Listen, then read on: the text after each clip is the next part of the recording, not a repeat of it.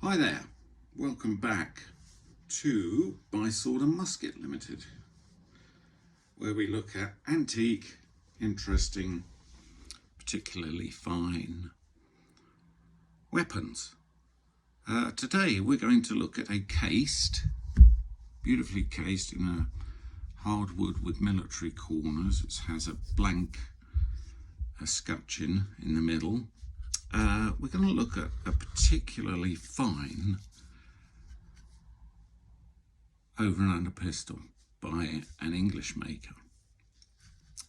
Quite curiously, I found this in America and brought it back to the UK.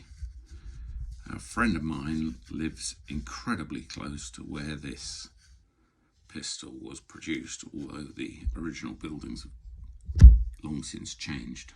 So what do we have here? We have a beautifully maintained pistol.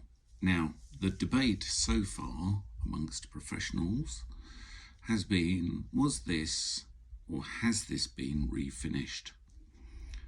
Well, if they did refinish it, the general consensus of opinion is that it has been done so incredibly well that it was worth the money in the first place. So what do we have? We have a smooth bore, approximately just under 50 cal. We have a double barrel setup, twin percussion cocking pieces, and twin triggers. We have here a captive ramrod, quite useful if you don't want to lose it, which works the full length of both barrels. We have a single rib underneath the gun, which is beautifully blued. We have a very finely checkered and sharply maintained figured walnut grip with very, very little wear over the surface, and to the bare hand you can almost feel the peak of every single tiny little diamond shape. We have incredibly finely engraved monsters' heads on here. Now, I hope that you can see, but there's actually an eye carved in here, engraved in here, all the scales,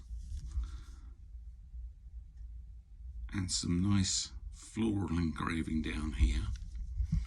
The thumb pieces are quite finely checkered, so you don't lose grip when operating them. And of course, what is blatantly obvious about this pistol is the quality of the case colour hardening.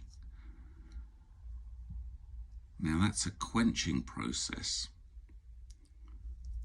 which has been, the whole pistol has been coated in. It's been applied to, apart from, say, the rib and the trigger guard and the twin triggers, which protects, maintains, and stops it getting rusty. As I said, there are other parts that are blued. Now, this is a extremely fine Victorian type bluing. It's very difficult to get that kind of result these days, at least non-professionally. Here's the butt cap.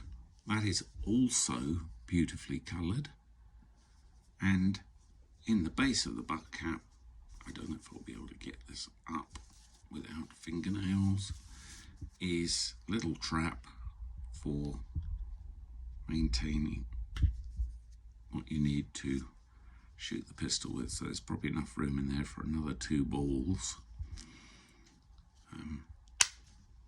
Beautifully strong spring,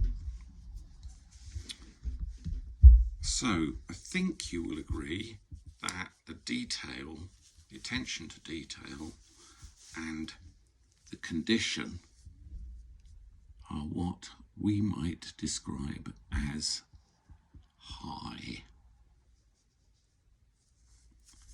Even the end of the barrels have got a ring of decoration engraved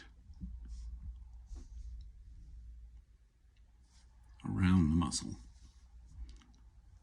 Move back to the shields.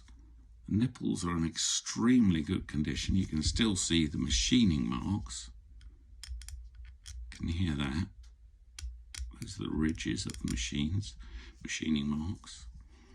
There's the sights, the rear sight and foresight, and then the back strap, which once again is of such high quality. It's a pleasure to own and handle this weapon.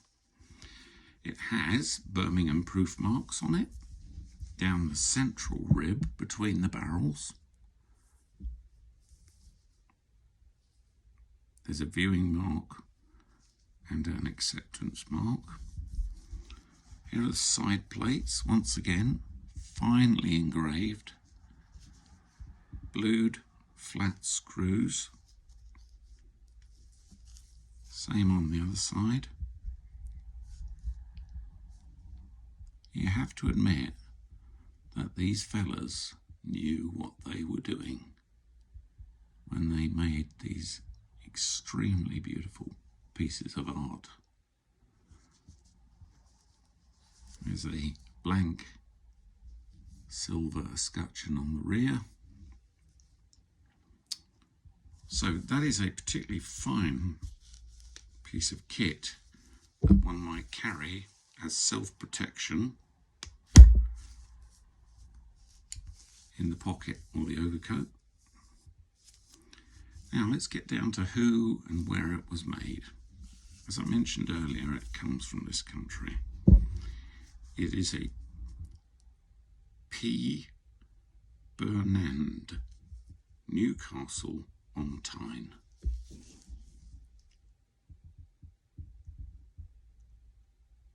You can see the address along the top there. So I thought, let's just check them out and see if it wasn't not a random name that was just chosen by an unscrupulous restorer, if there is such a thing. So if we have a look in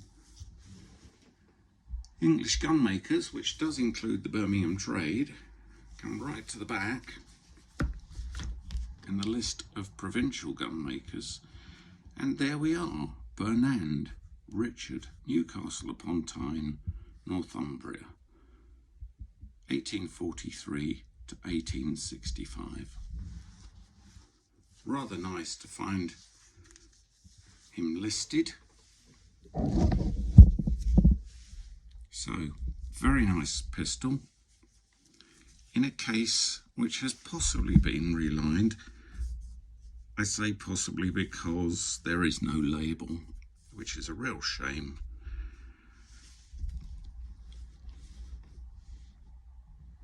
There's the case, and within it are all the parts required to service and operate the pistol. There is a nipple key with a black ebony handle. There is a cleaning and clearing rod, beautifully, intricately made brass machine work with an interchangeable end. There's the screw to remove stuck balls, particularly painful condition. There is the bullet mould. It has the number 44 written on it. That's still wonderfully blued. It also has WD on it, which makes me wonder if it actually belongs with this pistol, because WD to me means War Department. Although there is no crow's foot. There is the sprue cutting point where you chop off overspill of lead afterwards. That stashes quite nicely, stores quite nicely down there. Black Japan, Healy Brothers, percussion caps and a few patches, look like modern material, nicely stored. A lovely little flask, silver flask with a blued return spring that will give you your powder measure. Feels very solid. This is actually probably a reproduction oil bottle, as there is no name on the base. And there's one more attachment for the cleaning and clearing rod, possibly a loading attachment. So there we have it, a beautiful thing in a case. Now, who wouldn't want that in their collection? Come back again, listen again when I've got more interesting pistols to look at. And thanks for listening. If you like the video, or if you want to become a subscriber, this is going to be a permanent thing. It's going to continue alongside the business. Thank you very much. Bye-bye.